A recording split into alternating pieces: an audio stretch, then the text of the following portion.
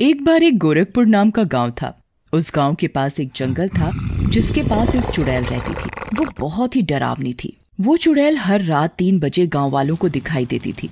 वो अपने दोनों हाथों में 2 मटके लेकर चलती थी। उन मटकों में से आग की लपटें निकलती थीं। गांव वाले उसकी खिड़कियों से उसे देखते रहते थे, लेकिन किसी ने भी उसके पास जाने की हिम्मत नहीं की। अरे सुनो, ये चुड़ैल हर दिन आधी रात को अपने दोनों हाथों में इन 2 मटके को लेकर क्यों घूमती है? ये मत जानिए कि ये डायन कौन है। मुझे इस बात का एहसास है कि इस गांव में कुछ बहुत बुरा होने वाला है। फिर अगले दिन है भाई, पूरा साल बीत गया पर बारिश का कोई संकेत नहीं। मुझे लगता है इस साल भी सूखा पड़ेगा। भाई, ऐसा लगता है ये उस मटके वाली चुड़ैल के कारण हो रहा है। वो हर रात गांव भर में अपने दोनों हाथ में आग से भरे 2 मटके लेकर जाती है। मुझे लगता है इस वजह से इस गांव में सूखा पड़ रहा है।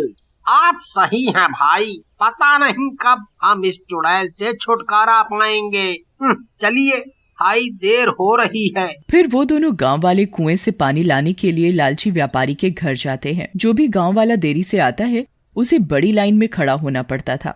क्योंकि गांव में सूखा पड़ चुका था तो वो लालची व्यापारी गांव वालों को ज्यादा पैसों में पानी बेचता था। उस लालची व्यापारी के पास एक बहुत गरीब गांव वाला जाता है। ओह व्यापारी जी, मेरे पास आज पैसा नहीं है। मैं कल इसके पैसे दे दूंगा। आप मुझे कुएं से पानी लाने दो। ओह, यहाँ से चले जाओ, किसी को बिना पैसे के पानी नहीं मिलेगा। पहले पैसा दो और पानी ले जाओ। उस व्यापारी ने लालच की सारी हदें पार कर दी थी। एक दिन उसकी पत्नी सुनीता ने उस व्यापारी से इस बारे में बात की। सुनो, इस साल गांव में बहुत सूखा पड़ा है। हमें गांव वालों की मदद करनी चाहिए। हमें अपने कुएं के पानी के लिए उनसे पैसे नहीं लेने चाहिए। तुम क्यों ग्रामीणों के प्रति इतने दयालु रहती हो? जाओ और अपना काम करो। ये समय पैसा कमाने का है और मैं इस मौके को अपने हाथ से गंवाना नहीं चाहता। ठीक है, मैं भी इस घर में तुम्हारे जैसे लालची आदमी के साथ नहीं रहना चाहती। मैं जा रही हूँ अपने मायके। तुम जहाँ जाना चाहती हो वहाँ जाओ, मुझे कोई परवाह नहीं है। और सुनीता उस लालची व्यापारी को उसकी आदत के लिए छोड़ देती है और गुस्सा होकर अपने मायके चली जाती है। पर इस बात का व्यापारी को कोई दुख नहीं होता। वाह वाह वाह वाह वाह वाह, अब सही है। अब ये सारा धन मेरा हो जाएगा, मेरा। फिर अगले दिन गांव वाले पानी लाने के लिए कुएं पर खड़े हो गए। सामने एक साधु बाबा लाइन में खड़े थे। उस साधु बाबा को देखकर लालची व्यापारी उसके पास जाता है। देखो बाबा, इस कुएं का पानी मुफ्त नहीं है, इसके लिए आपको भुगतान करना होगा। बेटा, मेरे पास कोई पैसा नहीं है। फिर कहीं और से पानी ले लो, यहाँ कुछ भी मुफ्त नहीं मिलता। पानी पीने के लिए पैसे दो, नहीं तो जाओ यहाँ से। ये आप सही नहीं कर रहे हैं। आपके अंदर अब कोई इंसानियत नहीं बची। आपको अपने कर्मों के फल के भुगतान का सामना करना पड़ेगा। इतना कहकर संत वहाँ से चले गए। फिर रात में चुड़ैल फिर से गांव अपने दोनों हाथों में मटके लेकर आई। गांव वाले उससे बहुत डर गए। इस बार वो सीधे व्यापारी के घर गई और दरवाजा खटखटाया। ओहो, रात को पानी लेने कौन आया है? मुझे इतनी रात को नींद से उठाया। अब तो मैं उससे पानी के लिए ज्यादा पैसे लूंगा। तब लालची व्यापारी ने खिड़की से झांक कर देखा तो वो दंग रह गया। हे भगवान, मैं मर गया। ये मटके वाली चुड़ैल है। अरे, ये आज यहाँ क्यों आई है? अब मैं क्या करूं? अगर मैं दरवाजा खोलता हूँ तो वो मुझे जिंदा खा जाएगी। हे भगवान, मुझे इस चुड़ैल से बचाओ, बचाओ प्रभु, बचाओ। मटके वाली चुड़ैल ने फिर से दरवाजा खटखटाया, लेकिन डरे हुए व्यापारी ने दरवाजा नहीं खोला। फिर चुड़ैल ने दोनों मटकों में से एक मटके को उसके दरवाजे पर रख दिया और वहाँ से चली गई। हे भगवान, तेरा लाख लाख शुक्र है, मैं बाल बाल बच गया। फिर वह देखने के लिए बाहर निकला। वह अपने दरवाजे पर एक मटके को देखकर हैरान रह गया, जिसमें से आग की लपटें निकल रही थीं। ऐसा लगता है कि चुड़ैल यहाँ थोड़ा पानी मांगने के लिए आई होगी, इसीलिए उसने अपने मटके को पीछे छोड़ दिया। इसे पानी से भरने दो, नहीं तो वो मुझे नहीं छोड़ेगी। इसके बाद उसने मटके में पानी डाल दिया, लेकिन वो अंदर नहीं गया, बल्कि उस मटके की आग की लपटें और बढ़ने लगी।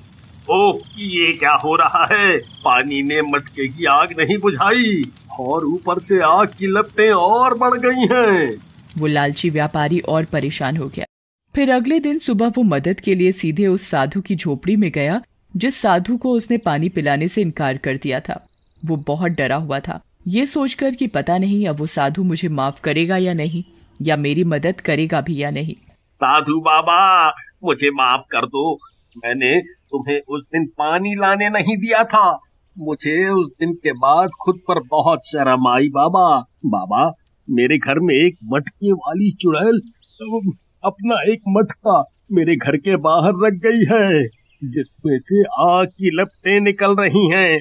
मैंने भी पानी से आग बुझाने की बहुत कोशिश की, पर बुझने की बजाय और बढ़ गई। बाबा, मेरी जान बचा लो बाबा। इस समस्या का हल करो बाबा, हल करो। अरे मूर्ख आदमी, मैंने तुमसे पहले भी कहा था, तुमने लालच की सारी हदें पार कर दी हैं।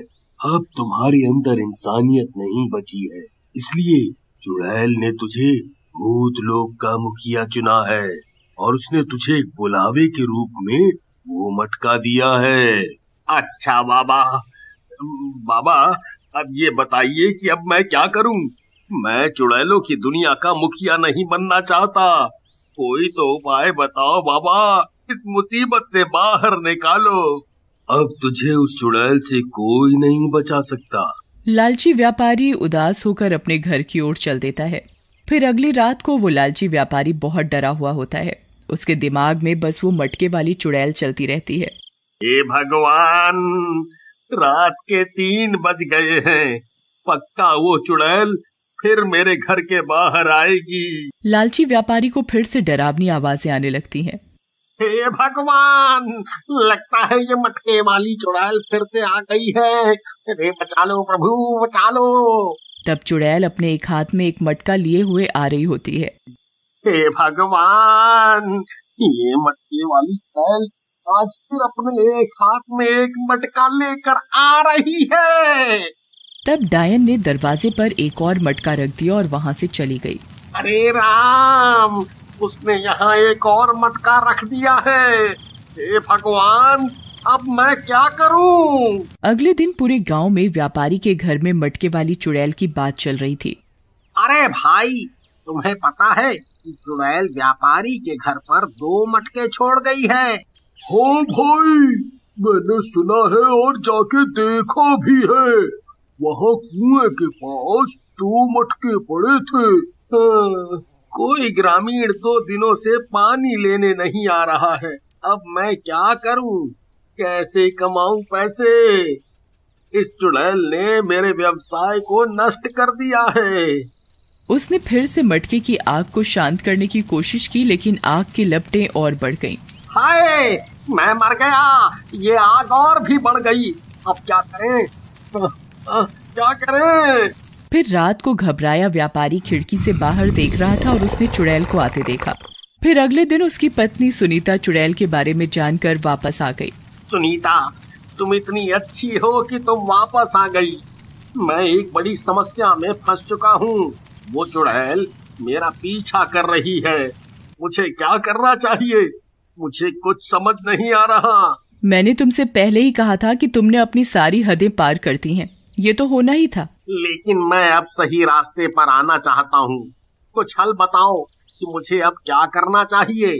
तब उसकी पत्नी ने उसे समझाया और उन्होंने अपनी सारी फालतू संपत्ति, कपड़े खरीदकर गांव वालों को दान कर दी और तो और पानी भी मुफ्त में देना शुरू कर दिया। अरे गांव के मुखिया जी, ये वो सारी दौलत है जिसे मैंने गांव वालों से कमाया है। मुझे अपनी गलती का एहसास हो गया है। कृपया इस धन को गांव वालों के बीच बांट दो। सुनीता, मैंने सारा पैसा गांव वालों को प्रदान कर दिया है। अब मेरे दिल में कोई डर नहीं है। मैंने गांव वालों से ये तक कहा है कि वे इस कुएं से जितना मर्जी मन चाहे मात्रा में पानी ले सकते हैं। मुझे तुम पर गर्व है, तुमने इतना अच्छा काम किया है। फिर रात में मटके वाली चुड़ैल ने व्यापारी के घर पर दस्तक दी। अरे सुनीता, देखो ना, वो मटके वाली चुड़ैल फिर से आ गई है। अब तो मैं सुधर भी गया हूँ। आपने अपनी गलती सुधार ली है ना, अब आपको डरने की जरूरत नहीं है। इतना कहते हुए सुनीता दरवाजा खोलकर बाहर चली जाती है। ओ चुड़ैल, अब तुम्हारा यहाँ कोई काम नहीं है। मेरे पति, अब तुम चुड़ैलों की दुनिया के मुखिया नहीं बन सकते।